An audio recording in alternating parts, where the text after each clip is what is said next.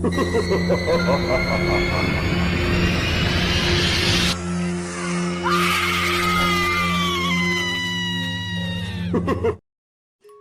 Cat stories में आपका स्वागत है। इस चैनल पर आपको भूतिया और खौफनाक कहानियाँ सुनने को मिलती है। तो अगर आप ऐसी ही कहानियाँ देखना या सुनना पसंद करते हैं तो इस चैनल को सब्सक्राइब करें। चलिए बढ़ते हैं आज की कहानी की ओर। खुद अपने साथ घटित सच्ची घटना को बिहार के रहने वाले सौरभ बताते हैं कि जो घटना मेरे साथ घटी वो बहुत ही अजीब सी थी। मैं सपने में भी नहीं सोच सकता था कि मेरे साथ कभी कुछ ऐसा होगा। इस घटना के द्वारा मैं आप लोगों को डरा नहीं रहा हूँ, बल्कि अपनी एक आपबीती आपके सामने प्रस्तुत करने की कोशिश कर रहा हूँ। सौरभ बताते हैं, आपने शमशान घाट के बारे में तो सुना ही होगा। हर दिन कितनी लाशें वहाँ जलकर खाक होती हैं, जिसकी गिनती भी नहीं की जा सकती। कहा जाता है कि यहाँ जलने के बाद व्यक्ति को मुक्ति मिल जाती है, पर ऐसा नहीं है। भूत और प्रेत आत्माओं का बहुत बड़ा गढ़ शमशान घाट है। ऐसा नहीं कि आपके साथ कुछ घटना नहीं घटी तो वहाँ आत्मा नहीं है। आत्मा है, लेकिन वो बुरी नहीं है और उसे मुक्ति मिल चुकी होती है। लेकिन जब बुरी आत्मा से आपका सामना होता है तो आपका जीवित बच पाना मुश्किल हो जाता है। अब मेरा सामना ऐसा ही एक बुरे आत्मा से हो गया था, जिसके बारे में मैं आपको बताने जा रहा हूँ। मेरे पड़ोस में एक व्यक्ति कुछ दिन से बीमार चल रहा था। उसको दिमागी बुखार था। उसने हर जगह अपना इलाज कराया, लेकिन वो ठीक नहीं हो पाया और एक दिन सुबह उनकी मौत हो गई। मैं और मेरे भाई दोनों उनके घर गए और देखा लाश उनके घर के सामने रखी हुई है। मैंने उनके चेहरे को देखा। आंखों से कुछ सफ़ेद सा पानी निकल रहा था। दोनों आंखें पूरी तरीके से खुली और उनका चेहरा काफ़ी अजीब सा हो गया था। सुबह से सब व्यवस्था करते हुए लाश को घाट तक ले जाने में रात हो चुकी थी। फरवरी का महीना था। कड़ाके की ठंड पड़ रही थी। हम लोग तकरीबन 12-13 लोग थे और पार्थिव शरीर को जीप की छत पर रस्सी से कसकर बांधी हुई थी। हम दोनों भाई भी जीप के पिछली सीट पर बैठे हुए थे। ठंड से हम सभी का हाल बुरा हो चुका था और कुछ घंटों में हम घाट तक पहुंच गए थे। रात के तकरीबन 11:30 बज रहे थे। घाट के बगल में जीप रुकी। हम लोगों ने मिलकर लाश को जीप से नीचे उतारा।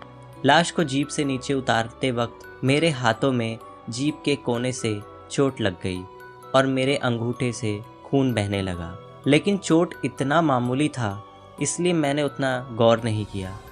हम सब ने मिलकर लाश को नीचे रख दिया। इतनी ठंड थी। शमशान घाट का माहौल बहुत ही डराने वाला था। चारों तरफ धू-धू करती हुई लाश, आग से जलकर गिरती हुई किसी के हाथ, सर, पैर, इन सब को देखकर मन विचलित सा हो रहा था। उन्हें जलाने के लिए हम लोगों ने लकड़ी ले ली थी और कुछ ही घंटों के अंदर उनकी चिता वहीं तैयार हो चुकी थी।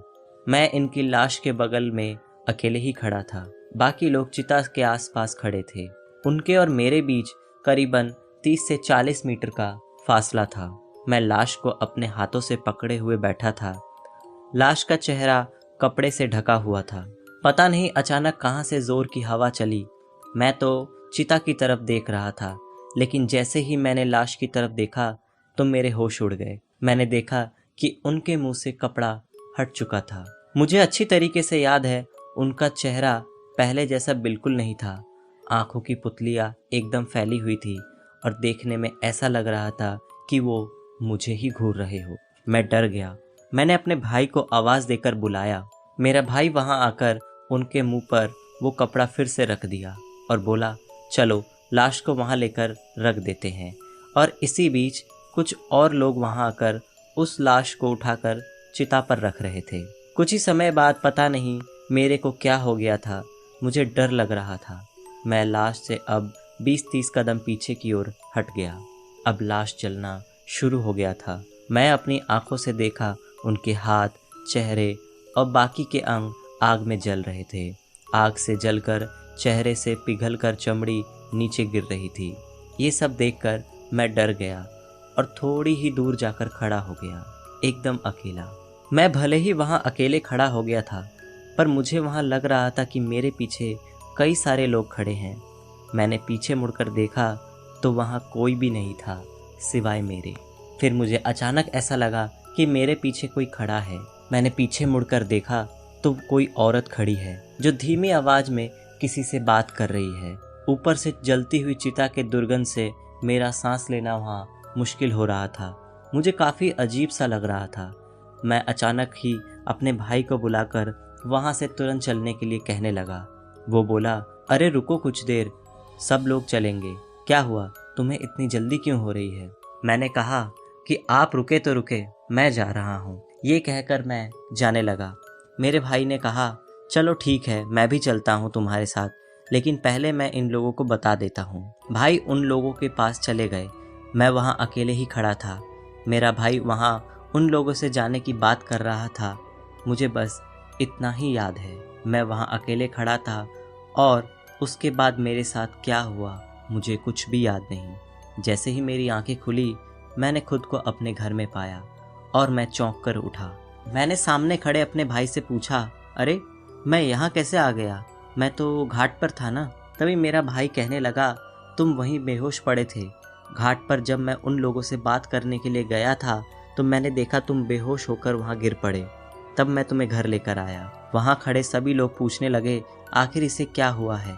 उसके बाद मेरे घर वालों ने मुझे एक ब्राह्मण के पास दिखाया। उस ब्राह्मण ने मुझे बताया कि तुम्हारी उंगली कटी थी और उस कटी उंगली से तुम्हारे खून गिर रहा था और वही खून शमशान घाट पर गिर गया था। ये याद रखना, कभी भी शमशान पर अपनी खून की एक भी बूंद गिरने मत दो, क्योंकि खून की खुशबू से वहाँ खड़ी सारी आत्माएं जाग जाती है और ज़रूर तुम्हारा खून वहीं गिर गया होगा। तभी तुम्हें ऐसा महसूस होने लगा था कि तुम्हारे आसपास कोई है। तुम काफ़ी भाग्यशाली हो कि तुम आज मौत के मुंह से बचकर आ चुके हो। ये सब होने के बाद तब मुझे अपनी गलती का एहसास हुआ।